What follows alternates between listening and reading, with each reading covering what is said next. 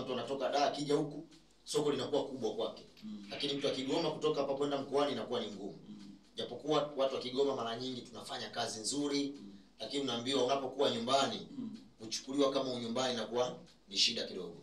Kwa hiyo mazoea yakizidi zaidi kwenye kazi ndio hapo unakuta kazi haiwezi kuwa nzuri zaidi. Mtu akija kukuapproach sasa anataka kuja kufanya kazi na wewe. Pengine labda anakuunderrate ama anakuupgrade kwa sababu nadhani hapa wapo wasanii wengi. Kuna MC anaitwa MC Seni Yes, my brother yule. Ni brother wako. Nimeona pia na watu ambao wanafanya vizuri zaidi. Mtu akija kukuapproach kufanya kazi, kuna namna fulani kana anakulinganisha na mtu. Hiyo ipo. Hiyo ipo. Lakini kinachokuja kutofautisha ni quality wa mtu na uwezo wake.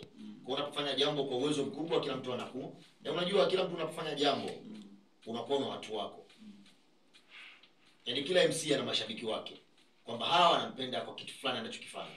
Sasa mimi ni mtu ambaye waga anabadilika. Ni mtu ambaye anafanya vitu vingi kwa wakati mmoja kwenye shughuli. Kwa ukija kwangu utapata vitu vingi, full package na maanisha hivyo. Kama MC Kigoma hawako wengi zaidi. Tuko wengi. Mimi niko kwenye chama cha MC Manispaa Kigoma Ujiji. Takriban watu wangapi? Tuko 34. 34. Unahisi pengine kwa mkoa hiyo inatosha? Hao ni wale ambao wako ndani ya chama, lakini kuna wengine ambao wako nje ya chama. Na wanafanya vizuri. Pengine labda kwa nini sasa watu waingie kwenye chama wako wachache? Ni kwenye chama mpo 34. Lakini huko wengi. Unajua mimi ninachoamini tunasema MC ni ule tunasema professional. Uwezo kaniambia mimi una huko kwenye mchiriku huko. Ya kuwa MC kwanza ni kipaji cha kwanza. Kitu cha pili, kuwa MC unaweza ukaa nje au ukaa ndani. Lakini nilichozungumzia mimi ni quality wa mtu. Ule ubora alionao mtu. Hicho ndio kitu cha msingi sana kwako. Lakini pia ule upekee wa mtu. Kwa sababu unaweza ukaa ni bora lakini ukaa hauna ule upekee fulani. Sawa, mimi nataka tuzungumze sana kuhusiana na kikundi chenu. UMC nini? Nadhani tutazungumza siku nyingine. Labda niweke wazi. Kikundi kinaitwa wa Marekani Official. Ni kikundi ambacho kinapambanua vitu vingi. Kuna MCism, kuna wasanii wa kuimba. Mimi mwenyewe ni msanii pia naimba. Sawa? Lakini pia kuna waigizaji. Humu kwenye kikundi chetu. Kuna watu wa ngoma, kuna watu wa sarakasi, kuna dancers. Yaani tuko full package kikundi cha Official Marekani. Kwa hiyo kimebeba vitu vingi sana. Kwa kila kitu unachokihitaji unakipata kwetu. Humu kuna mafundi, kuna madereva. Humu kwenye kikundi chetu. Kwa hiyo ukizungumzia mimi professional wangu ambayo nimesomea masuala ya engineering electricity umeme. Na nimefanya kazi kubwa. Lakini pia ni umeingia kwenye hili kubwa. Ni msanii na ni MC. Kaka pale nitamani nimsikie pia. Alafu nataka kujua pia na title yake. Na sasa nani kiongozi wenu pia? By the way mambo? Poa. Anakuita nani? Bani mwenyewe hapa Teras Babalao King of Marekani ndo mimi hapa unaniona. Yaani wewe ndio kiongozi wao. Yaani King of Marekani, kijana mdogo mwenye balaa sana mkoa wa Kigoma. Balaa kiaje sasa? Yaani balaa, yaani mimi na vibe mwanangu, basikwambie mtu.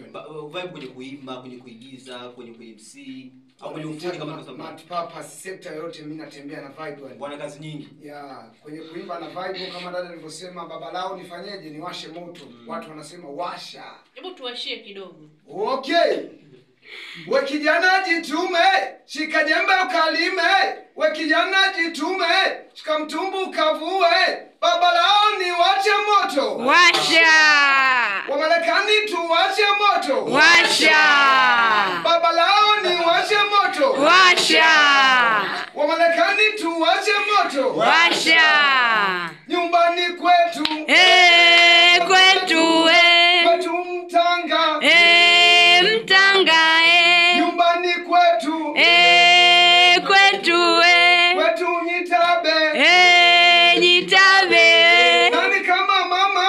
Hakuna. Nani kama mama?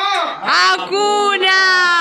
Mama alinilea. Oyo. Kisa tumboni. Mama alinilea. Oyo. Mimi nimekuwa. Nani kama mama? Hakuna. Babalao ni washe moto. Washa. Wa Marekani tuwashe moto. Washa. Yeba, say yeah. Yeah. Babalao King of Marekani hapa. Kweli una vibe.